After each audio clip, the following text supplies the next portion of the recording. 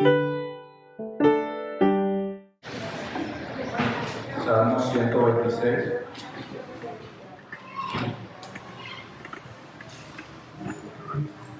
Leemos en el nombre del Padre, del Hijo y del Espíritu Santo. Hermanos, esta es la palabra de Dios. Cántico gradual: cuando Jehová hiciere volver la cautividad de Sión, seremos como los que sueñan. Entonces nuestra boca se llenará de risa y nuestra lengua de alabanza. Entonces dirán entre las naciones: grandes cosas ha hecho Jehová con estos. Grandes cosas ha hecho Jehová con nosotros, estaremos a él. Haz volver nuestra cautividad, oh Jehová, como los arroyos del Negev. Los que sembraron con lágrimas, con regocijo, que es lo que segará. Irán andando y llorando el que lleva la preciosa semilla, mas volverá a venir con regocijo, trayendo sus caminos. Vamos a orar. Oh Señor, oramos en esta mañana para que por tu Espíritu Santo ilumines nuestras mentes, que el Espíritu Santo aplique la palabra a nuestra vida, Dios, para que solo sea predicada tu palabra y solamente tu palabra, y que esta palabra nos santifique, nos redarguya, nos regresa de justicia y de juicio. Te lo pedimos, Señor, en el nombre de Cristo Jesús. Amén. Pueden sentarse, hermanos. Bueno, vamos, el nombre del sermón de esta mañana, de lo que así, el exilio ha terminado, la boca esté llena de risa y de alabanza. Como leímos ahorita al inicio del salmo, este es un salmo, dice cántico gradual, y es un salmo de ascenso. ¿Qué quiere decir que es un salmo de ascenso? ¿Qué utilizaban los peregrinos? Bueno, como les venía diciendo, este salmo es un cántico gradual, es un salmo de ascenso. ¿Qué quiere decir que es un salmo de ascenso? Que era un salmo utilizado, cantaban los peregrinos cuando iban camino a Jerusalén, al templo. Entonces ellos iban cantando estos salmos de ascenso. Entonces, el libro de Salmos está dividido en 5 libros. Este salmo pertenece al 5.º libro de los Salmos. Y estos salmos, cada libro está relacionado con un libro del Pentateuco. El 5.º libro es el libro que está relacionado con el libro de Deuteronomio. ¿Sí? Entonces, eso para que tengamos un contexto acerca del salmo. Ahora, hay otra particularidad del salmo, que es la forma en que se traduce el salmo en diferentes traducciones de la Biblia. Por ejemplo, ahorita leemos la versión Reina Valera, y la versión Reina Valera lo traduce en futuro. ¿Qué queremos decir con futuro? Que dice, cuando Jehová hiciere volver la cautividad. Ahora, si usted tiene otra versión de la Biblia, por ejemplo, una versión de la Biblia de las Américas, una NBI, una NTV, todas estas Biblias lo traducen en pasado. Eso es particular. Dice, cuando Jehová hizo volver la cautividad. Y esto es particular porque el trasfondo del Salmo es el exilio babilónico. Recuerden que Jehová exilió a su pueblo tanto al reino del norte como al reino del sur. Al reino del norte lo exilió en Asiria y al reino del sur lo exilió en Babilonia. Todos los dos reinos fueron exiliados. ¿Cuál era el reino del norte? El reino del norte eran todas las tribus, aparte de Benjamín y Judá, y el reino del sur está constituido por Judá y por Benjamín. Entonces, ese es el contexto en el que se escribió, el contexto que evoca el salmo, el exilio babilónico. Tras de ese salmo está todo ese dolor que sufrió Israel por este exilio. En este salmo convergen muchas de las promesas y profecías hechas por Dios a Israel, y ahorita vamos a ver muchas de ellas. Entonces, pensemos en esto. Muchos de nosotros le ha tocado vivir fuera de su casa, ¿cierto? Ya sea por estudio, ya sea por motivos de trabajo, otro porque quieren una mejor vida para su familia, pero de una u otra forma muchos de nosotros, incluyéndome, pues les ha tocado vivir fuera de su tierra natal. Ahora, cuando esa persona, por lo que estuvieron lejos estudiando fuera de su casa, regresaban a su tierra natal, o sea, era una felicidad grande, ¿verdad? Porque ustedes llegaban al lugar donde nacieron, donde seguramente había muchos de sus familiares, donde estaban sus amigos, evocaban muchos recuerdos de su infancia cuando estaban allí, y a veces es como si estuvieran viviendo un sueño, ¿verdad? Y muchas de estas veces cuando van a visitar su tierra natal, la gente no quiere regresar, no quiere regresarse porque añoran estar allí. Ahora piensen, eso le sucede a nosotros cuando nos vamos de nuestra tierra natal por motivos legítimos. Pero piensen en Israel. Los judíos se fueron de su tierra natal esclavizados y subyugados por un pueblo. O sea, se convirtieron en esclavos por otro pueblo y fueron sacados de allí. Entonces, todo eso conllevó a que este pueblo sufriera fuera de sus casas. Y entonces, aunque la comparación es parecida, pero no es exactamente igual, podríamos compararlo con el exilio venezolano, aunque también nunca cabería la comparación. No sería completamente igual, pero los judíos fueron sacados de su tierra y llevados a otro pueblo extraño a servir a un pueblo y a ser esclavizados por él. De hecho, en el Salmo 137 hay una como que evoca esto, Salmo 137, 7.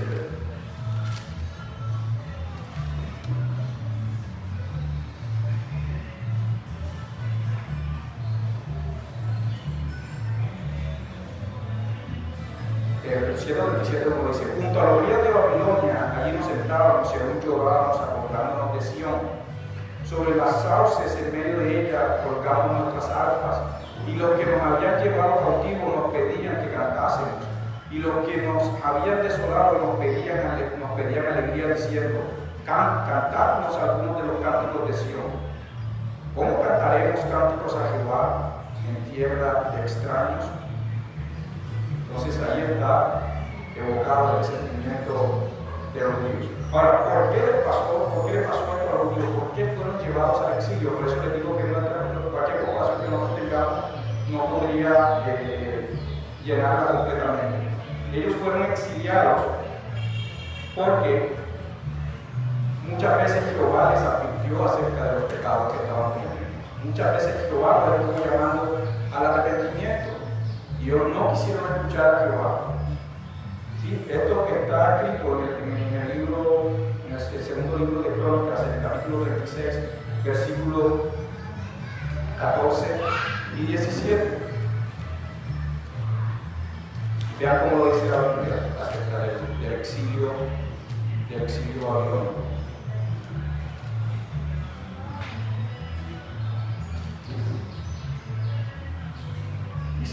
También todos los principales sacerdotes y el pueblo aumentaron la iniquidad, siguiendo todas las abominaciones de las naciones y contaminando la casa de Jehová, la cual él había santificado en Jerusalén. Y Jehová, el Dios de sus padres, envió constantemente palabra a ellos por medio de sus mensajeros, porque él tenía misericordia de su pueblo y de su habitación, mas ellos hacían escarnio de los mensajeros de Dios y menospreciaron su palabra, burlándose de sus profetas, hasta que subió la ira de Jehová contra su pueblo y no hubo ya más remedio. Y si usted continúa leyendo, Dios quiere levantar a Ciro para que lo lleve cautivo. Pero aún Dios, viendo toda la maldad de Israel y de Judá, Él siempre ha sido un Dios compasivo. Él ha sido un Dios compasivo contigo y ha sido un Dios compasivo conmigo. Y Él no abandonó a su pueblo en el exilio. De hecho, Dios mismo se fue al exilio con su pueblo. En Ezequiel 10 vemos a un Dios hastiado de todos los pecados que incluso los mismos sacerdotes están cometiendo dentro de su propio templo y cómo están profanando su propio templo. Entonces en Ezequiel 10:4 dice esto: y le dijo Jehová, pasa por el ventano. Entonces la gloria de Jehová se elevó de encima del querubín al umbral de la puerta, y la casa fue llena de la nube, y el atrio se llenó del resplandor de la gloria de Jehová. Y el versículo 22 dice: y la semejanza de sus rostros era de los rostros que vio junto al río Quebar, su misma apariencia y su ser, cada uno caminaba derecho hacia adelante. Entonces, cuando vemos que en el versículo 4 dice que la gloria de Jehová se paró del querubín y se paró sobre la puerta del atrio, y después en el siguiente texto esta misma gloria de Jehová se posa sobre el río Quebar, la monte que estaba sobre el río Quebar, que era donde estaban los exiliados en Babilonia. Cuando usted lee el primer capítulo de Ezequiel dice que está sentado a la orilla del río Quebar junto con los exiliados en Babilonia. Entonces, Dios no dejó a su pueblo solo, sino que lo acompañó en el exilio. Dios también se fue al exilio con su pueblo. Y esto lo hizo Dios en cumplimiento tanto de sus sanciones como de sus promesas. Como les digo, este salmo está relacionado con el libro de Deuteronomio. Y en Deuteronomio están las sanciones relacionadas con el cumplimiento del pacto. Dios está mandando a los profetas y mensajeros a Israel para que se arrepientan de sus pecados constantemente. Israel está mostrando misericordia. ¿Y qué hace Israel? Israel se burla de sus profetas, se burla de ellos. Y entonces, ¿qué le queda a Dios? Dice que hasta que su ira se colmó y ya no hubo más remedio. Y esto lo hace Dios en cumplimiento de las sanciones del pacto, cuando Él prometió que si ellos se apartaran de sus caminos, los mandaría al exilio bajo el yugo de pueblos extranjeros. Ahora podemos entender por qué el Salmo inicia como inicia.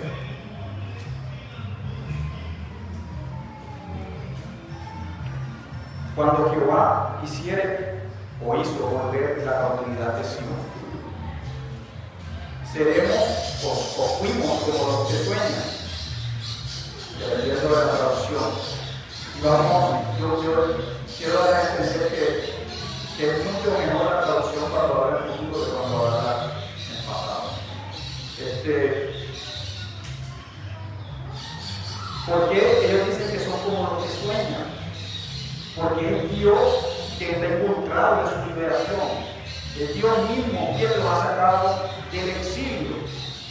Piensen en esto. Si ustedes leen el capítulo 36 del segundo libro de Crónicas, al final, dice que Ciro se levantó y dijo: voy a construirle un templo a Jehová, y el que quiera subir a Jerusalén, que suba. O sea, el que quiera regresar a Jerusalén, que regrese.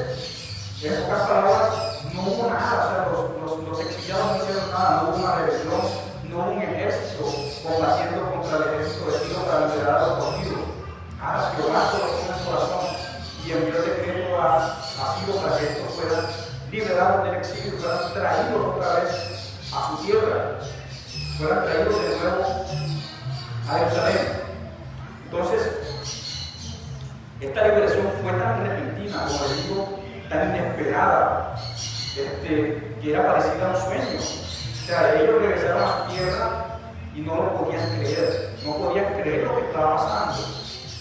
Seguramente muchos de nosotros hemos tenido sueños que nos parecen fantásticos y que muchas veces no queremos despertar. Esto es lo que le está pasando a ellos. O sea, ¿cómo es posible que nosotros estemos de regreso en nuestra tierra? ¿Cómo es posible que el templo de Dios se esté reconstruyendo? ¿Cómo es posible que las murallas de Jerusalén se estén levantando otra vez? Esto es increíble, ¿verdad?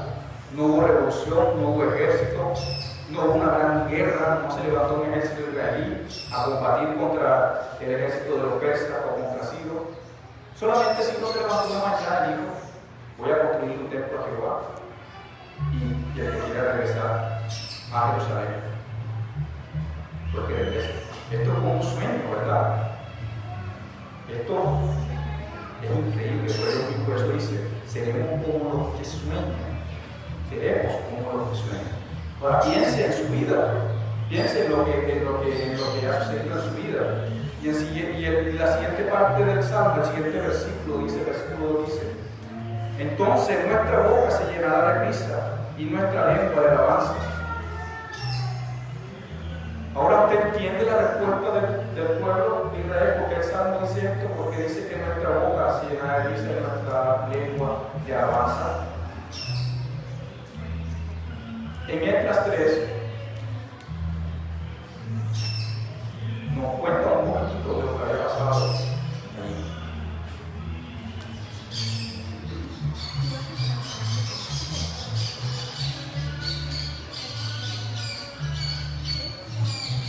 Esdras 3:10.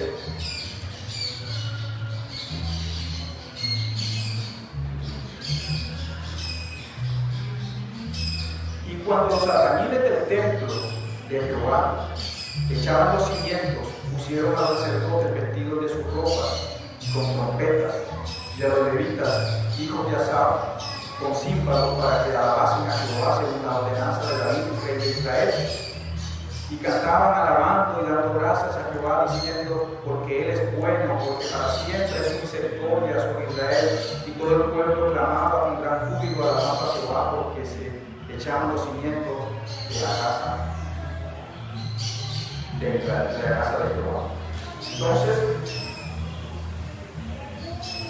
esto hizo que el pueblo de Israel alabar a Jehová. Ellos vieron un pueblo extraño y no pudieron adorar a Jehová en ese tiempo, no pudieron ofrecer sus sacrificios durante todos esos 70 años en que estuvieron exiliados. No pudieron realizar ningún tipo de adoración. De hecho, las personas que habían regresado a Judá nunca habían estado en Judá. Habían unos pocos viejos que estuvieron en Judá, que estuvieron en Jerusalén, pero la mayoría de los que regresaron jamás habían conocido el templo y jamás habían conocido a Judá. Solamente lo habían conocido por seguramente las historias que les contaban sus padres a ellos. Entonces, ellos regresaron y estos se alegraban y cantaban de júbilo, y reconociendo que Dios había hecho misericordia con ellos, que Jehová para siempre es bueno, que su misericordia perdura para siempre.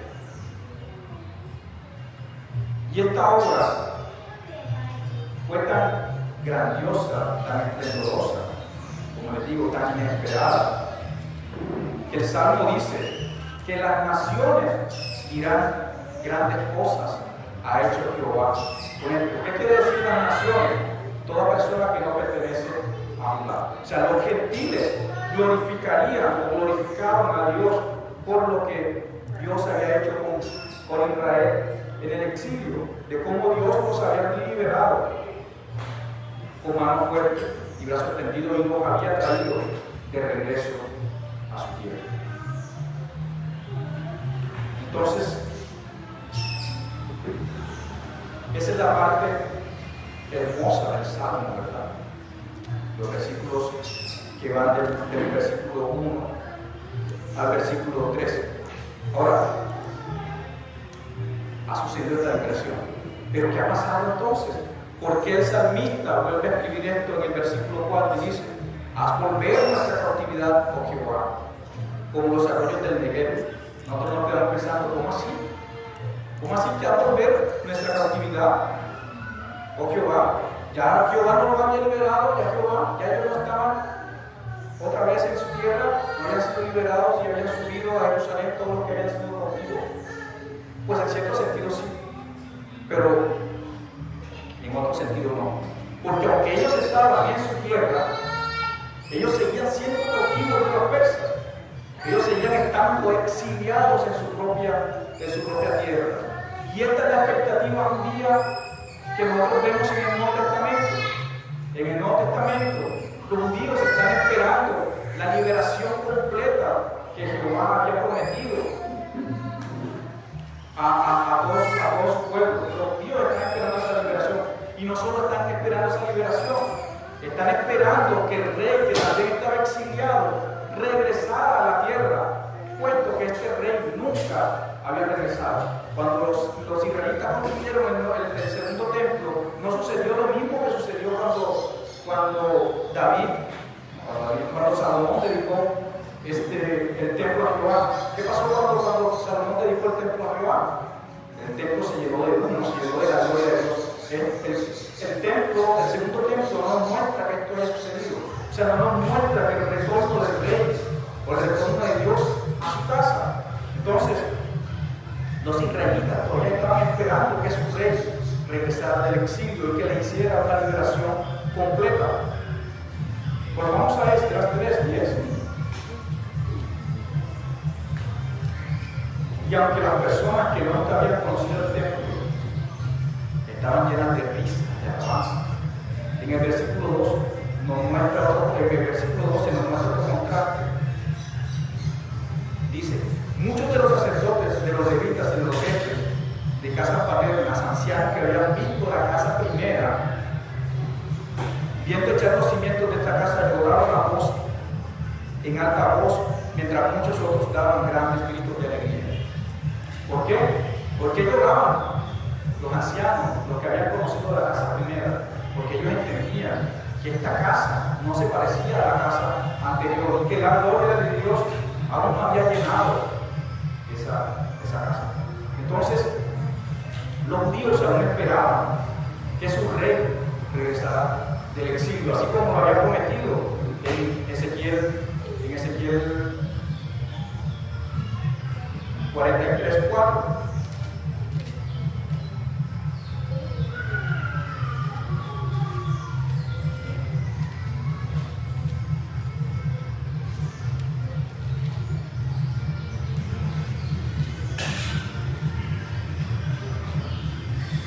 Si ustedes leen su texto, el título es La gloria de Jehová viene al templo. Y dice en Ezequiel 43:4, dice: y la gloria de Jehová entró en la casa por la vía de la puerta que da al oriente. Y me alzó el espíritu y me llevó al lado interior, y aquí que la gloria de Jehová llenó la casa. Eso había sucedido, esa es una promesa que estaba haciendo Dios cuando fuera la completa restauración de Israel, de Judá y de Sion. Y eso no había sucedido. Entonces, aunque Dios los había liberado y estaban en su ciudad otra vez, y estaban en su ciudad física, ellos todavía seguían en un exilio permanente. Es como si todo subiera y otra vez cayera. ¿Por qué? Porque ellos estaban en su ciudad, estaban en su tierra, pero seguían cometiendo los mismos pecados por los cuales Dios los había liberado. Seguían en esclavitud, seguían en cautividad. De hecho, esa es una de las exhortaciones que Nehemías le hace al pueblo. Que ese rey Nehemías, muchos todavía tenían esposas extranjeras, todavía muchos de los israelitas estaban tomando mujeres de los pueblos extranjeros, hasta que Nehemías nos tiene que exhortar. Muchas de las personas que habían regresado estaban tomando y dando prestado dinero a sus hermanos con intereses altos. Estaban cometiendo los mismos pecados que habían cometido, por los cuales habían sido exiliados. Entonces hay una súplica en estos versículos, del versículo 4 al versículo 6, de que Dios complete su obra. Los arroyos del Negev, el Negev es el sur de Israel, y no es más que un desierto.